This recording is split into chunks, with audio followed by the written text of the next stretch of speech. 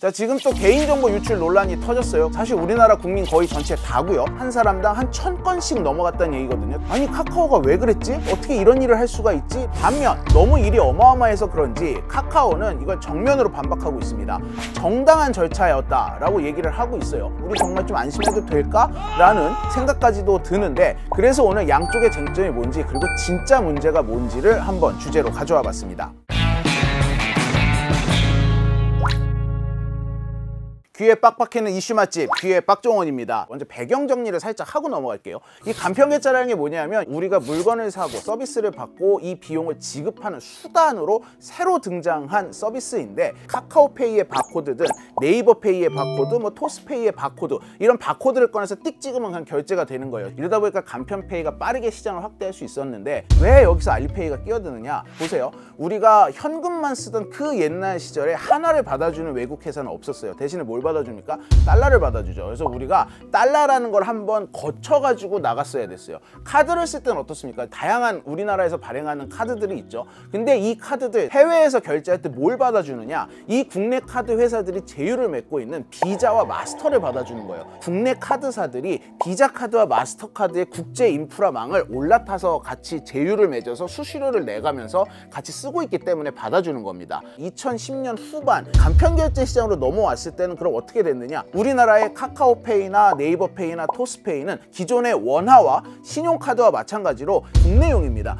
근데 해외여행 갔을 때 카카오페이 쓰고 그러지 않나요? 그렇죠. 일본에 가면 대부분 편의점에서 이 세 가지 페이를 다 받아줍니다. 동남아, 심지어 유럽에까지 가서도 웬만한 식당에서도 페이 결제를 받아주는 곳이 굉장히 많은데, 우리나라 카드 그 자체로 결제를 하지 못하듯 이 페이를 해외에서 쓰려면 이미 해외에 인프라를 구축해 놓고 있는 국제적인 페이 기업의 인프라에 올라타야 되거든요. 그게 바로 알리페이였던 겁니다. 즉, 알리페이가 간편결제라는 새로운 결제 수단에 있어서는 기존 신용카드의 비자 마스터 역할을 똑같이 하고 있는 거예요. 그 이유가 뭘까요? 우리나라도 그렇고 일본도 그렇고 미국도 그렇고 유럽도 그렇고 사실 금융이 굉장히 잘 돼 있던 나라였고 신용카드가 굉장히 발달해 있던 나라였어요.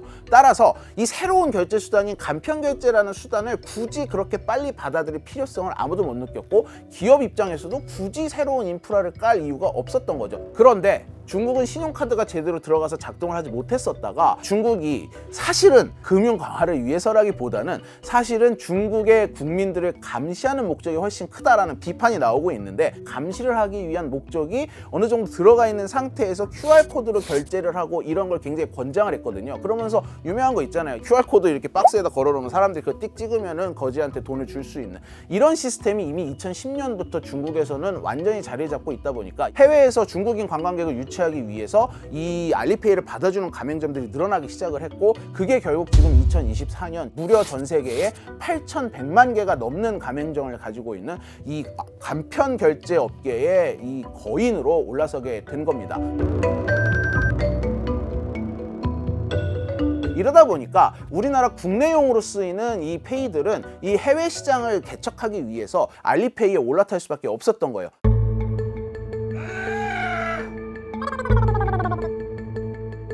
이번에 금융감독원의 이 보도자료를 자세히 보면은 두 가지 문제가 혼재가 돼 있어요. 하나는 4,045만 명의 개인정보를 동의를 받지 않고 넘겼다 라고 돼 있고요. 두 번째는 해외에서 직접 결제를 한 고객들의 정보가 필요 이상으로 많이 넘어갔다, 이렇게 두 가지 문제를 삼고 있습니다. 이게 좀 굉장히 심각해 보이는데 1번과 2번을 좀 뜯어서 볼 필요가 있어요. 자, 먼저 첫 번째 것부터 한번 볼게요. 이 문제의 발단은 사실은 알리페이 이전에 애플의 앱스토어부터 시작이 됩니다. 우리가 보통 앱스토어에다 우리 결제 수단에 등록을 해놓잖아요. 게임머니 살 때라거나 뭐 유료 앱을 구매할 때라거나, 특히 애플의 앱스토어 같은 경우는 여기서 아이폰도 팔고 맥북도 팔고 자기는 물건도 팔거든요. 이런 거를 살 때 내가 미리 입력해 놓은 결제 정보에서 돈이 빠져나갑니다. 거기에 모두 등록을 해놓을 수 있느냐? 카카오페이도 결제 수단으로 등록을 해놓을 수 있어요. 그런데 이게 사실 우리나라 페이 업체들의 시스템이 글로벌적인 스탠다드로 인정받지 못하고 있다고 말씀을 드렸잖아요. 그런데 어떻게 애플이라는 엄청나게 거대한 마켓이 이 카카오페이를 받아줬을까요? 조건이 있었습니다. 앱스토어가 이전부터 알리페이 같은 경우는 정식으로 자기네 물건을 사는 결제 수단으로 사용할 수 있게끔 받아주고 있었는데 카카오페이 니네는 모르겠고 알리페이랑 손잡고 같이 들어오면 받아줄게 이렇게 됐던 거예요. 그래가지고 카카오페이로 결제를 하는 우리나라 고객들의 정보는 그대로 알리페이를 거쳐서 애플로 들어가게 된 겁니다. 자, 그런데 문제는 우리나라에서 아이폰을 쓰는 사람들, 그리고 이 중에서도 내가 카카오페이를 애플 앱스토어에 등록을 해서 쓰는 사람들은 사실 4,045만 명 턱도 없이 모자랄 겁니다. 뭐 100만 명 정도밖에 안 될 수도 있어요. 이 부분에 있어서는 카카오는 애플이 요구를 했다라고 하고 있어요. 카카오가 가지고 있는 신용정보 시스템이 글로벌 스탠다드가 아니라 애플이 인정을 해주지 않기 때문에 알리페이의 신용정보 산출 시스템을 이용을 해서 카카오페이 고객들의 신용정보를 애플에 넘겨줘야 된다라고 얘기를 하고 있고요. 해외 거래는 실시간 계좌 이체가 안 됩니다. 그래서 신용 거래를 할 수밖에 없는데 그러면 나중에 신용카드 요금 안 내고 도망갈 수 있잖아요. 그 신용 지수에 해당하는 NSF 스코어를 산출해서 그걸 믿고 거래를 승인해 주는 거죠. 그러기 위해서 제공한 정보들이 있습니다. 구체적인 거래 내역은 아닙니다. 출금과 충전에 관한 정보들을 포함한 정보를 이제 알리페이에다 제공을 하고 알리페이는 그걸 가지고 소위 NSF 스코어를 산정해서 애플에 제공했던 거죠. 자, 여기까지도 금감원이 문제 삼는 본질이 아닙니다. 왜 4,045만 명 다 넘겼어? 이것보다도 동의를 받았냐 안 받았냐 이게 이제 진짜 문제인데 이 부분이 조금 복잡해요. 카카오페이와 알리페이의 관계를 어떻게 보느냐가 갈린 거예요. 금융감독원은 카카오페이와 알리페이가 서로 제3자라고 보고 있는 거고요. 카카오페이는 자신들과 알리페이는 애플에 결제를 하기 위한 위탁과 수탁을 주고받는 관계라고 보고 있는 겁니다. 한 기업이 고객의 정보를 넘기는 경우는 두 가지 경우가 있어요. 먼저 위수탁 관계가 뭔지부터 살펴볼게요. 사업을 할 때 거의 대부분의 나라가 마찬가지입니다만 혼자 힘으로 모든 일을 다 할 수 있는 기업은 거의 없어요. 내 일을 위탁을 주고 이걸 수탁을 받는 업체들이 수많이 끼어 있습니다. 우리가 인터넷 새벽 배송을 시켰다고 생각을 해볼게요. 고객이 주문한 물건을 그날 새벽에 배송을 해주기 위해서는 배송업체가 있어야 됩니다. 그리고 돈을 지불함에 있어서 피지업체가 끼어 있죠. 그 다음에 고객센터가 또 외주를 주고 있습니다. 그런데 나는 A라는 인터넷몰에 회원가입을 했지 이 밑에 있는 이 수많은 다른 업체들과 일일이 회원가입을 하면서 고객정보 동의를 한 게 아니란 말이죠. 만약에 이거를 일일이 고객정보 동의를 해야 된다라고 법으로 규정을 해놓는다면 어떤 일이 벌어질까요? 동의.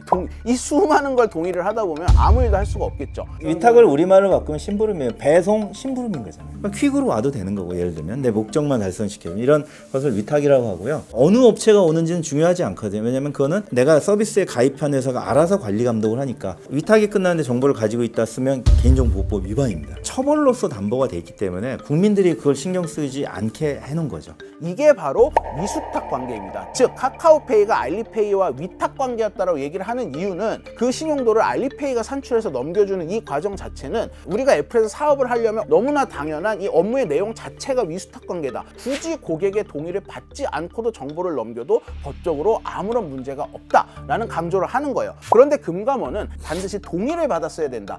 이 알리페이는 제3자이기 때문이다. 라고 주장을 하고 있는 거죠. 자, 제3자는 말 그대로 제3자예요. 물건을 배송해주는 이 일련의 과정에 들어있지 않은 사람입니다. 예를 들면 보험회사 이런 데가 주로 많죠. 그래서 우리가 약관 동의할 때 마케팅 정보를 넘겨도 되면 동의하십니까? 괄호하고 선택. 이거는 우리가 체크를 안 해도 회원가입을 할 수 있잖아요. 이런 게 바로 제3자에게 넘기는 이 내 개인정보에 대한 동의입니다. 금융감독원은 너네들의 계약서를 뜯어봤는데 피지사로서의 계약에 대한 문구만 있지 개인 신용정보 산출을 알리페이에게 위탁을 하겠다라는 문구가 없다. 두 번째는 위수탁이라는 이 관계가 성립이 되려면 위탁을 주는 원청업체가 수탁을 받는 하청업체를 관리 감독을 할 수 있어야 된다. 한 번 알리페이로 넘어간 정보가 어떻게 쓰이는지 카카오 니네가 검증을 할 수가 없잖아. 그런데 어떻게 이걸 위수탁이라고 할 수 있냐? 라는 얘기를 또 하고 있는 거예요. 이 부분이 굉장히 첨예하게 맞서고 있습니다. 앞으로 좀 법원의 법정 싸움까지 가가지고 결론이 날 걸로 보여요.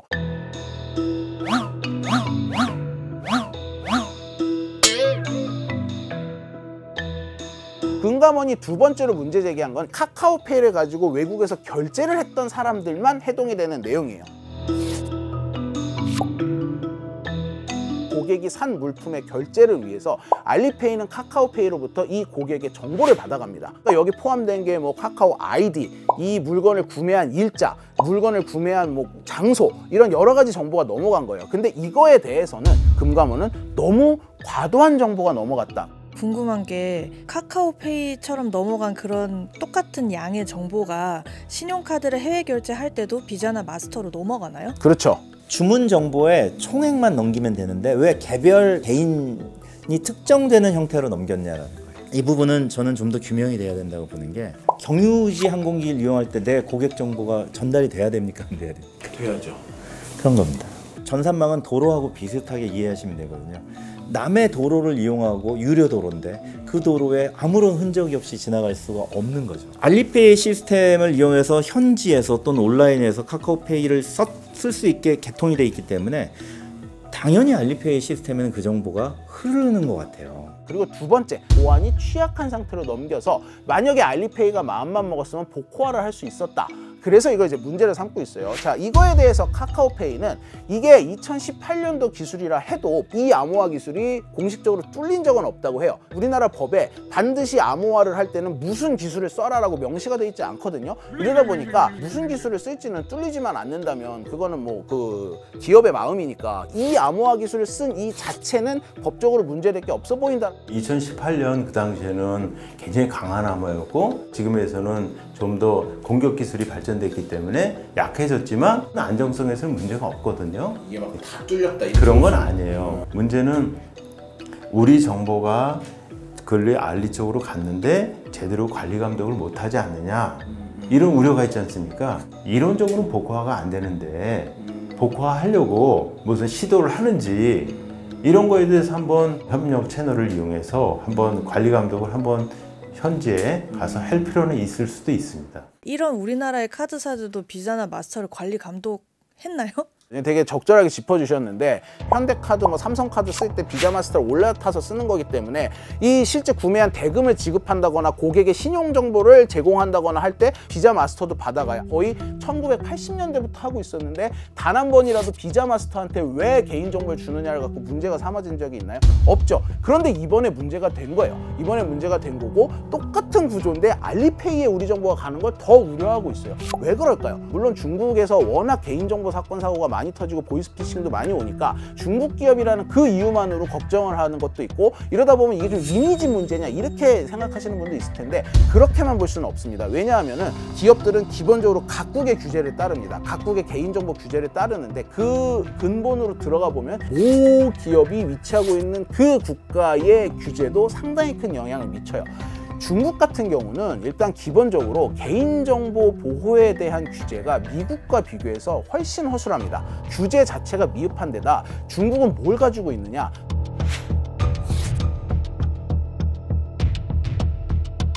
중국의 공산당이 원하면 자기네 산하에서 일하고 있는 기업들의 고객 정보를 언제든지 들여다볼 수 있도록 법으로 그 길을 만들어놨기 때문에 미국을 비롯한 서방 세계에서는 굉장히 경계를 하고 심지어 틱톡을 퇴출하는 움직임으로까지 나타나고 있거든요. 이러다 보니까 그렇지 않아도 관리 감독이 안 되는데, 이게 아무리 위탁관계였다고 하더라도 개인정보가 중국 알리페이로 넘어가는 순간 중국 공산당이 원하면 넘어갈 수도 있는 거 아니야? 이런 우려를 굉장히 예민하게 알리페이에 가질 수밖에 없는 거고, 실제로 국민의 이 여론도 그렇게 나타나고 있는 거죠.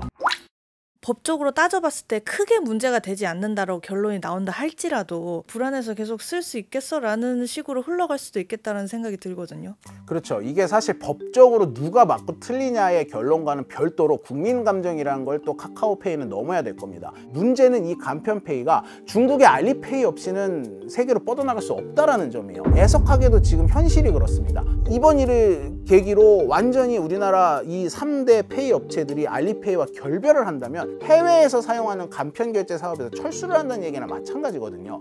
이렇게 되면 또 다른 한국의 갈라파고스화가 진행이 될 수도 있다는 우려가 지금 함께 나오고 있어요. 그래서 굉장히 현명한 해법을 찾아야 된다. 많은 전문가들이 이 제시하고 있는 대안 중에 하나는, 물론 알리페이가 그걸 받아주겠냐만, 알리페이와 계속해서 일을 할 수밖에 없다면, 그렇다면은 앞으로 이 계약을 갱신할 때 우리가 좀 관리 감독을 할 수 있는 권한을 달라를 지속적으로 요구를 해야 된다라는 얘기가 나오고 있습니다. 이러다 보니까 좀 아쉬움도 나오는 게, 미국에도 알리페이만큼은 아니지만 페이 사업을 하고 있는 기업들이 있는데, 이들 페이 업체들을 우리나라로 자연스럽게 들어와서 사업을 할 수 있게끔 좀 열려 있었더라면, 애시당초 알리페이에만 의존을 하지 않고 여러 군데랑 계약을 맺어서 레버리지로 활용을 할 수 있는 여지가 있었을 수 있는데, 아쉽게도 그러지 못했죠. 그래서 카카오가 잘했단 말이야, 뭐 어쩔 수 없었단 얘기야 라는 의문을 가지실 수 있어요. 그 얘기는 아닙니다. 더 강한 암호로 업데이트를 했었으면 좋았을 것이고, 굳이 넘겨도 되지 않아도 됐을 정도로 좀 뺐으면 어땠을까 하는 아쉬움이 남는 것도 사실이에요. 이런 점에서 카카오가 개선을 해야 될 부분은 분명히 있습니다. 그런데 사실 이런 부분은 본질이라고 보긴 힘들어요. 더 심각한 문제가 이 뒤에 도사리고 있습니다. 우리나라 양대 페이사의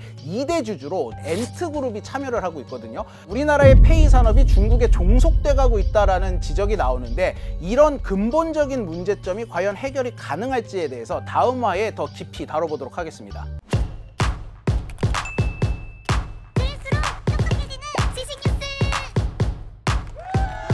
고양이를 부탁해는 여기까지입니다.